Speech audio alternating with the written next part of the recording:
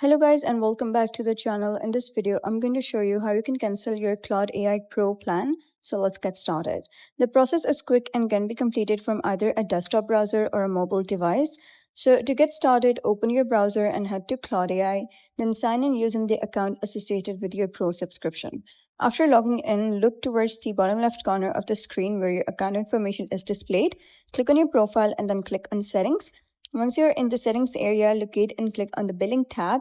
This section contains all your subscriptions and payment details. So I'm going to scroll down until you find the option labeled cancel plan or cancel subscription.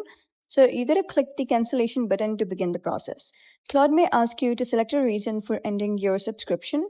So you're going to choose the option that best matches your situation and continue. After that, confirm the cancellation request when prompted. In some cases, you may be asked to verify your account before the cancellation is finalized, so follow any additional instructions that appear on the screen. Once completed, your subscription status will update to show that the plan has been cancelled. You will still retain access to Pro features until the end of your current billing period, so you won't lose access immediately after canceling.